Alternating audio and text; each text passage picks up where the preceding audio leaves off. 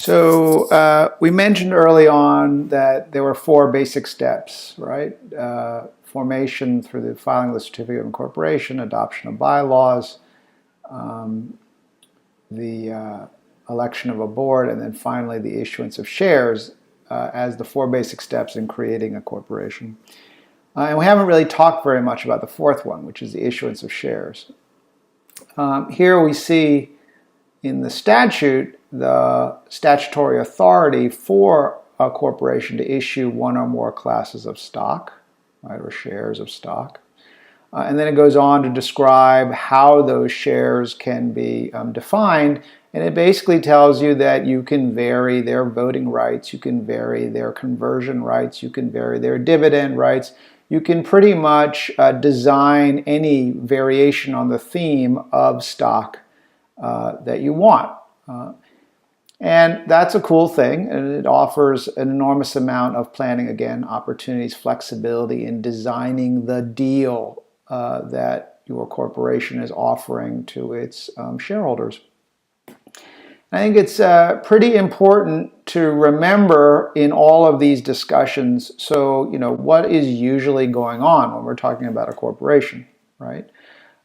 Yes, there are nonprofit corporations, and a lot of the rules we're going to study that relate to corporations can be translated to the nonprofit context, although nonprofits are usually created under a separate corporate statute, not the one we're using. But in this class, we are focused primarily on for-profit corporations. And in a for-profit corporation, there is an overriding principle that you will sometimes see referred to as shareholder wealth maximization.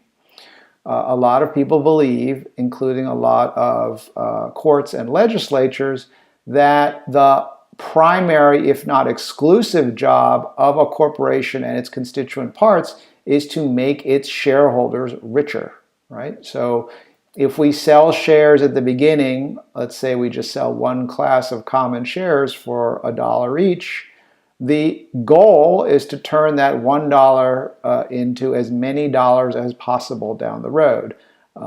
And people talk about what a wonderful job people who ran Google or ran Facebook or ran Apple or Warren Buffett does for Berkshire Hathaway shareholders, what a great job they've done in wealth maximizing, in making their shareholders richer. So I think it's important to have in mind in all of these discussions, well, how is it that shareholders get richer, right? So if I invest in a share of a corporation, what am I getting? Well, I'm getting a piece of paper, and probably these days not even a piece of paper. I'm getting some entry into a computer system that says I own a share, a sliver of this thing called the rights that are bundled up in this thing called common stock or preferred stock. And what does that mean? I mean, how can that be worth anything? Well, the answer is twofold. Generally speaking, the way you make money as a shareholder, and therefore the way you wealth maximize, is through two things. Your stock will pay you a dividend, it may, and a dividend simply is a distribution by the corporation along the way of some of its excess cash, usually from earnings. Right? So if in a year a company makes a certain amount of money and they decide that they don't need some portion of it for what they're going to do next year, they'll send it out to their shareholders in the form of a dividend. That's a distribution of profits, although it doesn't have to be just profits, but it's a distribution of some kind, similar to what we've already talked about in the context of the partnership. So one way I make money is by these periodic distributions. I will say, interestingly enough, it is a characteristic of so-called growth stocks, meaning stocks that tend to have a very high rate of appreciation, like tech stocks, that they don't pay any dividends. So, meaning, you buy a share and it gets more and more valuable, so you can sell it but along the way you don't get anything, right? And there's a long discussion in the financial world about the relative benefits of dividend-paying stocks or income stocks versus non-income stocks, growth stocks, blah, blah, blah. But in any event, it's very common for people to focus purely on the second possibility, and that is the way you make more money is by owning a stock that becomes more and more valuable. Well, and is that sort of a pyramid scheme? Why would something become more and more valuable if along the way it never pays anything out? Well, in a sense, yes, you are relying on the next person being willing to buy from you at more than you paid for it. But why would anyone do that? Why? Someone at the end of the day has to have an expectation that they're going to get rich. And the expectation is based on the idea that somewhere down the road, theoretically or actually, the underlying assets are going to be monetized, and that'll be a big payout to the existing shareholders, right? So in other words, that there will be an exit, right? Now, it need not be that will ever happen, but it has to be understood that, hey, if it were to happen, we'd get so much more money than what was originally put in. And based on that calculation, the next guy is willing to pay you more than you paid for the shares, okay? So having rights to dividends, or more importantly, having a right to participate in the actual or hypothetical exit are the key elements to shareholder wealth, right? Because that's what determines what the value of the thing you own called stock is. Okay. So keep that in mind as we talk. Okay, so then what are the big issues that could come up in how a corporation is structured, what its terms are? In writing the terms that we are given by the statute so much flexibility to adjust, so what are the discussions going to be around? Well, we talked already about dividends being important. So having dividend rights might be an important part of the package of protections you're looking for as a shareholder, right? Generally speaking, common shareholders don't have any dividend rights, meaning that they have no expectation or no right to insist that they get dividends, but rather simply they have a right to receive a pro rata share in any dividends if and when they are distributed by the board, right? So in most companies, common stockholders have no fixed right to dividends, that's a discretionary decision on the part of the board. But if dividends are in fact declared, they get to participate pro rata based on the number of shares they own. On the other hand, preferred stockholders often have stipulated dividend rights, meaning a fixed amount of dividends or at least a fixed amount of dividend preference, right? And what I mean by that is they either have a right to receive a certain amount of dividends every year, so 6%, like Rose's deal might be seen as, or they have a right to receive a certain amount before any dividends get paid to the common. It's slightly different in that it's not fixed. They don't get it every year. They only get it if any amount is otherwise being paid to the shareholders. They have to get theirs first. Slight difference. But again, that's totally flexible. It's whatever you want to write into the terms of the stock that you're issuing. Another thing you sometimes see in terms of shareholder protection is priority, right? So again, common shareholders, generally speaking, are at the bottom of the pyramid, so they get what's left over, if anything. But they get all that is not necessarily a bad thing, because what's left over could be the most, but especially in a very successful company. But sometimes the deal is made that one class, like the preferred stock, get to rank ahead of the other class in terms of dividend payments or in terms of exit. So they get paid first if there's ever a exit transaction. Again, we've seen this already in our structure with the house and Rose's claim to her $86,250 before the boys get anything, right? That's a version of priority. A big deal is, unlike the deal we often make with partnerships or limited liability companies where individuals have a stated percentage interest, What happens in a corporation is you issue this thing called a share of stock, and that share of stock represents the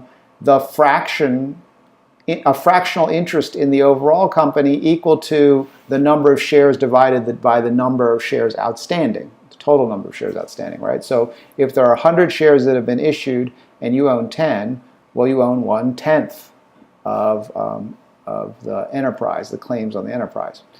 And the thing, though, is that, well, as we see, unless there's some agreement or restriction that's been placed elsewhere in the charter bylaws or some shareholder agreement, the board has the power to issue more shares, generally.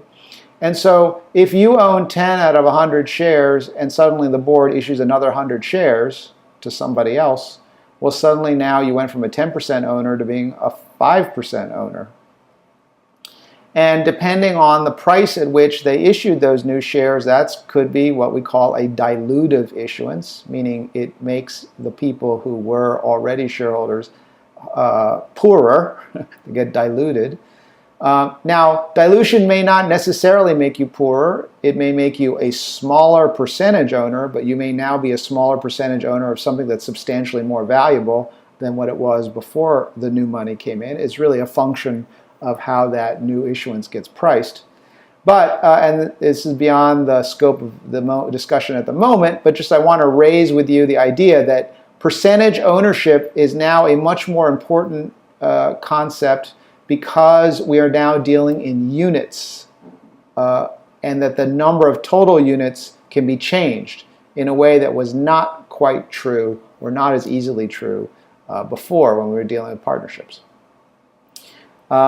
Rights of first refusal and preemptive rights are ways of addressing that concern of being diluted. Basically, they give you the right to keep your percentage ownership in some form or another. Tag-alongs are a form of agreement or a provision you can put into your agreements or into the terms of your securities that protect you from being, quote, left behind.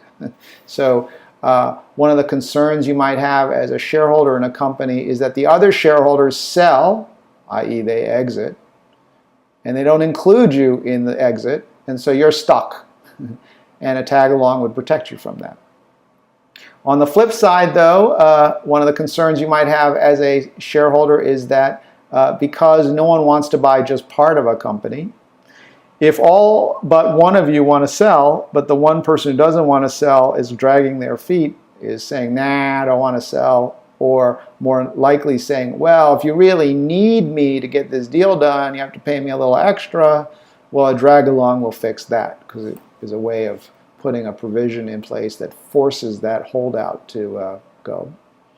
Put calls are a put says, hey, I'm an owner of a security and on certain events I can force you, the company, to buy me back, right? And you can imagine how that might be useful.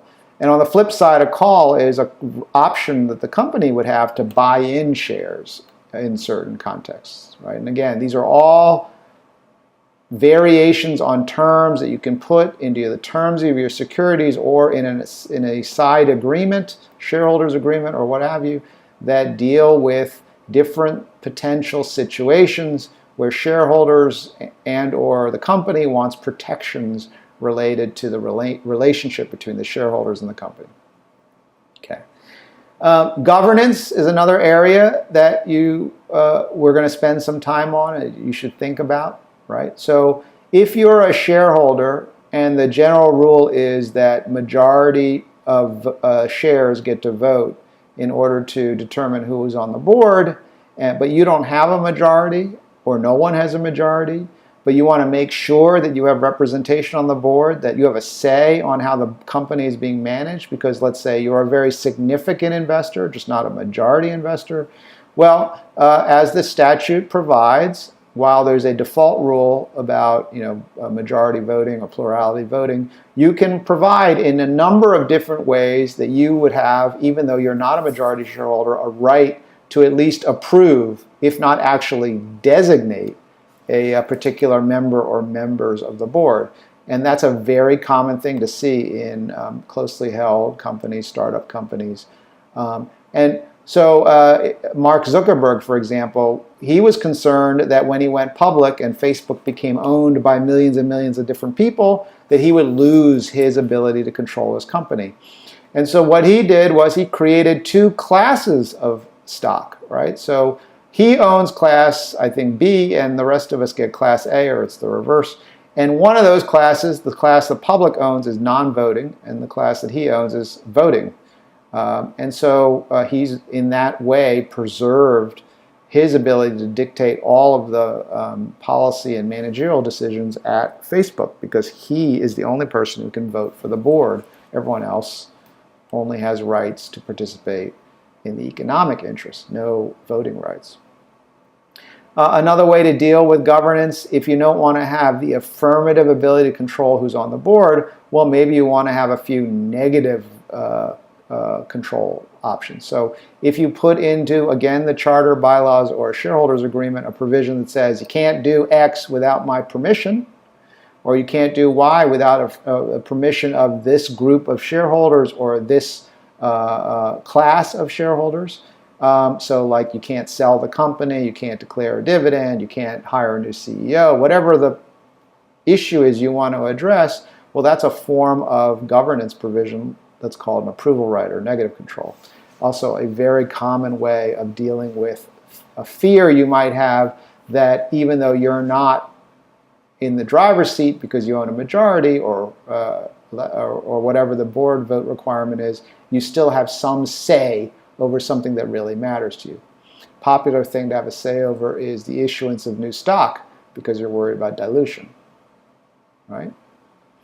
And then finally, and the subject that is usually the bulk of a discussion of BizOrgs in the law school context, but which we are not going to spend as much time on, is fiduciary duties. Now, these are the constraints on behavior by either management or the board, and sometimes shareholders when they are in a controlling position, that are imposed not by contract, not by planning, not by the work of lawyers in putting together good documents, but by courts and by litigants, right? So fiduciary duties are the common law solutions to misbehavior by corporate participants. Things like breaches of the duty of care or duty of loyalty or duty of good faith are ways in which courts have attempted to fashion remedies for outrageous behavior, or at least allegedly outrageous behavior by corporate actors. So if someone leaves someone behind in a transaction, i.e. freezes them out, is the term of art when you're talking fiduciary duty, sometimes the court will give you a remedy equivalent to the one that you should have bargained for yourself, i.e. a tag along, in hindsight, because they'll deem it to be a breach of fiduciary duty. Similarly, if dividends are declared in a non-pro rata way, there may be some breach of fiduciary duty that you can go after the board on that will give you some remedy to get your fair share, etc. My focus here is on avoiding the need for those kinds of claims by good lawyering, but we of course will touch on what those fiduciary duties are because they are the backdrop in front of which we are doing all the planning work that we talk about in business organizations.